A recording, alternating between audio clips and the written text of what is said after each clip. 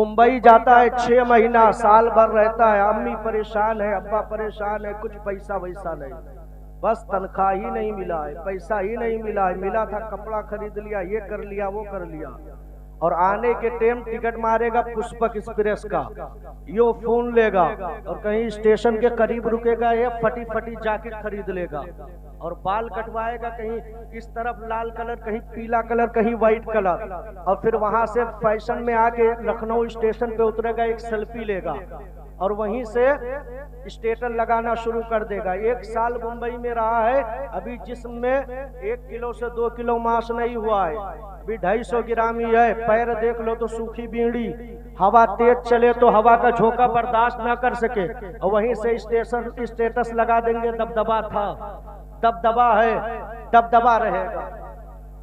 अगर कारी आसिफ साहब जोर से एक तमाचा रख दे तो जमीन से नहीं उठ पाएगा, लेकिन स्टेटस लग जाएगा, दबदबा था, दबदबा है, दबदबा रहेगा। वो मेरी कौम के नौजवानों, मैं तुमसे पूछना चाहता हूँ, अगर तुम्हारा दबदबा है तो दबदबा है कहाँ? अगर तुम्हारा दबदबा है तो दबदबा दिख क्यों नहीं रहा है? आज शराब के अड्डों पर हमारे नौजवान क्यों नजर आ रहे हैं? अगर तुम्हारा दबदबा है तो आज हमारी बेटियों को काट कर फ्रिजों में क्यों सजाया जा रहा है? अगर दबदबा है तो हमारी मस्जिदें वीरान क्यों है? अगर दबदबा है तो शराब के अड्डों को आबाद क्यों किया जा रहा है? अगर दबदबा है तो गांव में नचनियों को क्यों लाया जा रहा है? अगर दबदबा है तो अय्याशियों की महफिलों को आबाद क्यों किया जा रहा है? अगर दबदबा ही देखना है तो आओ अबू बकर की जिंदगी पढ़ो, हजरत उस्मान गनी की जिंदगी पढ़ो, हजरत मौला अली की जिंदगी पढ़ो, हजरत उमर फारूक आजम की जिंदगी पढ़ो।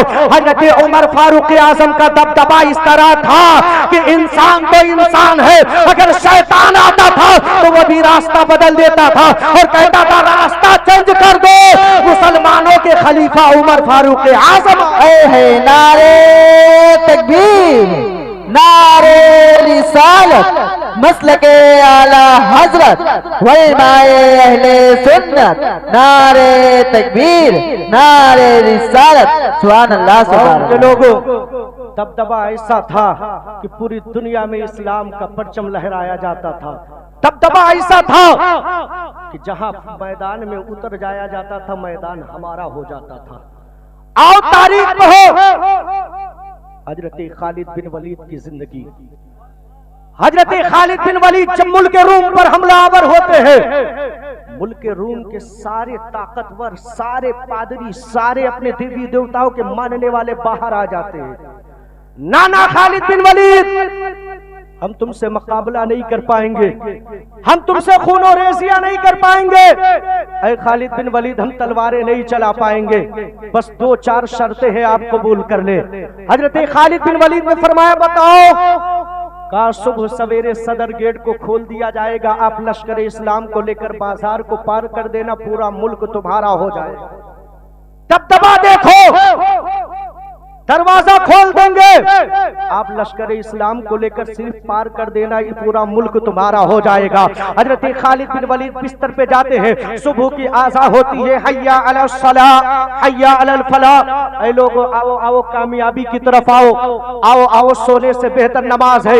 हजरत खालिद बिन वलीद नींद से बेदार होते हैं, तमाम मुजाहिदीन इस्लाम नींद से बेदार होते हैं। बेदार होने के बाद मस्जिद में जाते हैं। हजरत खालिद बिन वलीद की इक्तिदा में सारे आशिकाने रसूल की जमात नमाज अदा करते हैं। करने के बाद हजरत खालिद बिन वलीद घोड़े पे सवार होते हैं, मुजाहिदीन इस्लाम घोड़े पे सवार होते हैं। अब मुल्क रूम के सदर गेट को खोला जा रहा है, हजरत खालिद बिन वलीद है, तमाम आशिकों की जमात है। जब बाजार के बीचों बीच सेंटर पे पहुंचते हैं, एक तमहीदी निगाह डालते हैं, क्या देखते हैं? पूरे बाजार को फाहिशा औरतों से सजा दिया है गया है, बेपर्दा औरतों से सजा दिया गया है। जिस तरफ निगाहें डाली जाए, बेपर्दा औरतें नजर आ रही है, खूबसूरत से खूबसूरत औरतें नजर आ रही है।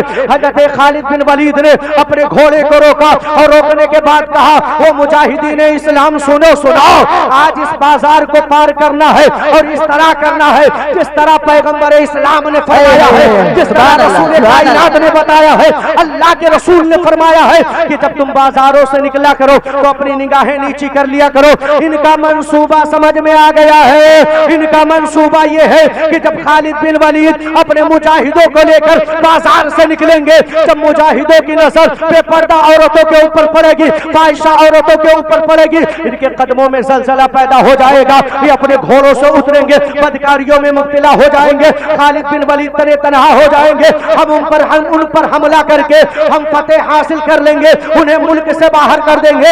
हजरत खालिद बिन वलीद ने फरमाया, ना ना, आज किसी जमींदार की नहीं बल्कि पैगंबर इस्लाम की बात करनी है। तुम अपने नबी के फरमान के मुताबिक अपनी निगाहों को नीची करके बाजार को पार करो। तारीख शाहिद है कि जितने मुजाहिदीन इस्लाम थे सबों ने अपनी निगाहों को झुकाया और झुकाने के बाद बाजार को पार किया।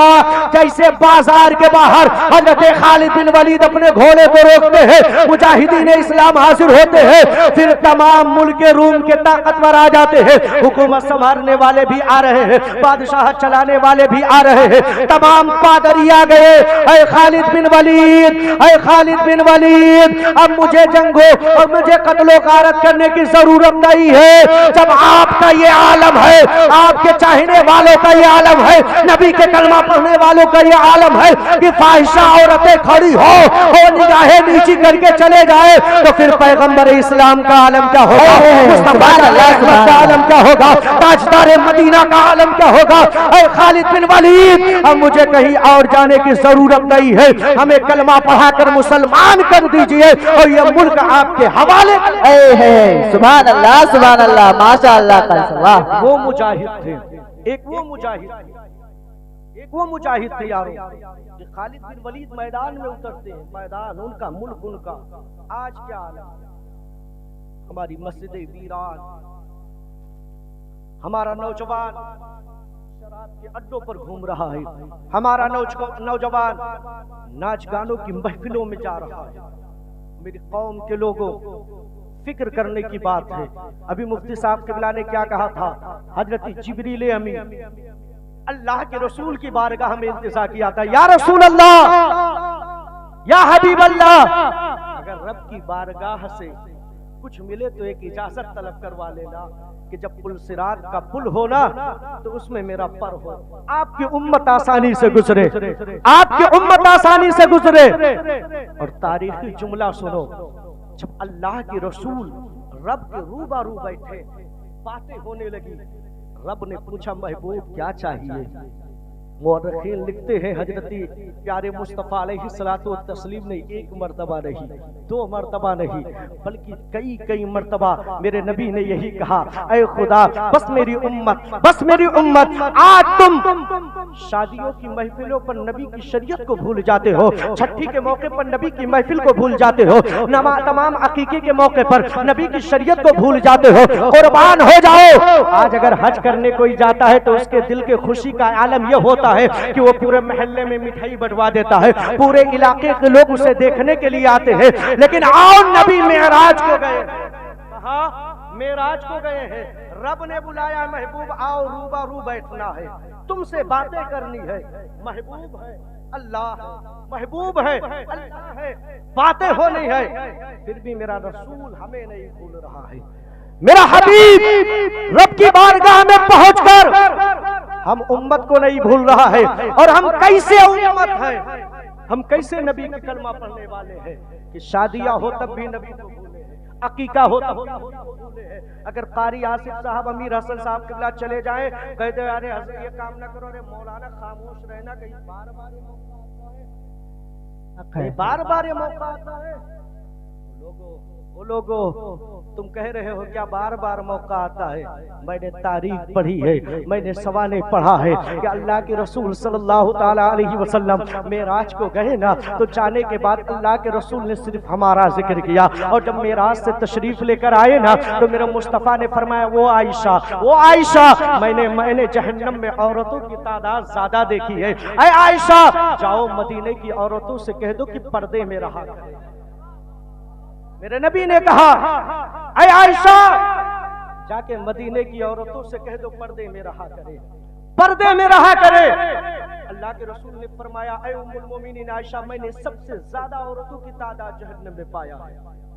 हजरत आयशा उठी, अहले अरब की औरतें हैं, हजरत आयशा खिताब फरमा रही है, कहा वो अहले अरब की औरतों, तुम पर्दे में रह के अपनी जिंदगी गुजारा करो। लिखने वाले लिखते हैं, आओ हिस्ट्री पढ़ो, हजरत आयशा ने जब कहा था तो अहले अरब का आलम यह था कि मदीने की गलियों में पेमन लगा लगा की औरतें निकल रही थी, जिनके पास चादरें नहीं थी, वो चादरों को जोड़ जोड़ कर पर्दे का इस तरह एहतमाम किया था कि पूरे अहले अरब में पर्दे का आलम यह हो गया था कि जिस गली से औरतें निकलती थी लोगों को ये पता चल जाता था कि ये इस्लाम की शहजादियां इस्लाम की मानने वाली निकल रही है। और आज का आलम क्या, बस तकरीर खत्म कर रहा हूं, घबराइएगा नहीं, टाइम भी आप लोगों के साथ ज्यादा हो रहा है।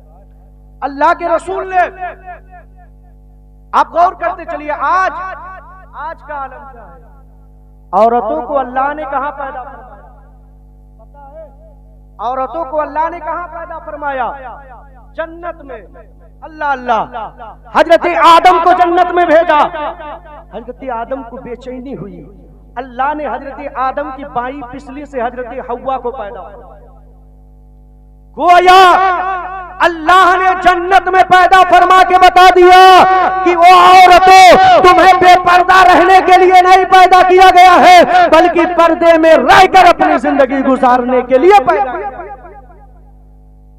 अजमतें बयां किया जाए, कितना मर्तबा बयां किया जाए, लेकिन लोग समझने के लिए तैयार नहीं होते हैं। हमारे अकाबिरीन ने फरमाया कि बाहिजाब माँ की दुआएं रब की बारगाह में कबूल होती है। बाहिजाब माँ की दुआएं अल्लाह की बारगाह में कबूल होती है। औलाद लाख बुरे हो जाए फिर भी माँ को बद्दुआ नहीं देना चाहिए, दुआ ही देना चाहिए, क्योंकि माँ की बद्दुआएं, माँ की दुआएं बड़ी जल्दी कबूल होती है और बद्दुआएं भी कबूल होती है। कहीं ऐसा ना हो कि बेटे की गलती से माँ बद्दुआ दे दे तो बेटे की जिंदगी बर्बाद हो जाए। इसलिए कहा जाता है कि माँ की दुआएं बहुत कबूल होती है। आओ हिस्ट्री पढ़ो, पैगंबर इस्लाम नबी आखिरुल ज़मा अलैहिस्सलातु व तस्लीम की जिंदगी। वही अरब की ज़मीन है, मस्जिद नबवी है, मुस्तफा का घर है, हजरत आयशा है, नबी आखिरुल ज़मा का चौखट है। पूरे अरब में यही मशहूर है कि कोई कहीं भी जाए कुछ ना पाए, नबी की चौखट पे चला जाए झोली भर दिया जाता है। एक औरत अरब की गलियों में, मदीने की गलियों में फिर रही है अपने दो नन्हे नन्हे बच्चों को लिए कि मेरे बच्चे कई दिनों से भूखे हैं, कोई मेरे बच्चों को खाना खिला दे, कोई मेरे बच्चों को पानी पिला दे। बताने वालों ने बताया, ऐ औरत, मदीने की गलियों में इधर उधर ना फिर, बल्कि मुस्तफा जाने रहमत की चौखट पे चली जा, वहां से किसी को मायूस नहीं किया जाता है। वो औरत दौड़ती दौड़ती मुस्तफा जाने रहमत की चौखट पे जाती है, नबी की बारगाह में अरीजा पेश करती है। उम्मुल मोमिनीन हजरत आयशा सिद्दीका रज़ियल्लाहु ताला अन्हा आती है, दरवाजे को खोलती है, क्या देखती है? एक साइल औरत है, अपने दो बच्चों को लिए पुकार रही है। हजरत आयशा पूछती है, क्या हुआ, कैसे आना हुआ?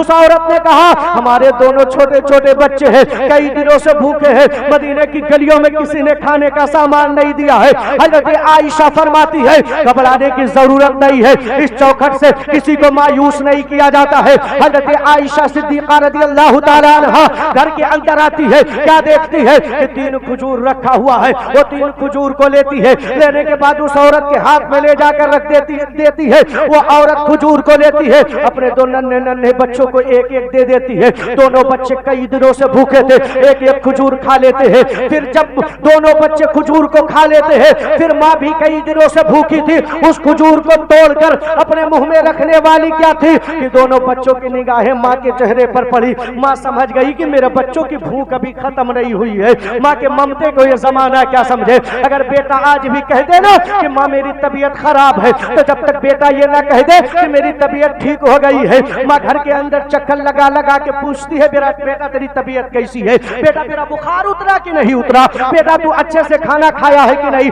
जब तक बेटा ये ना कह दे मेरी माँ मेरी तबीयत ठीक हो गई है, माँ दौड़ दौड़ कर पूछती रहती है। ये जमाना क्या समझे, माँ क्या चीज होती है। आप कुर्बान हो जाओ। दोनों छोटे छोटे बच्चे हैं, एक एक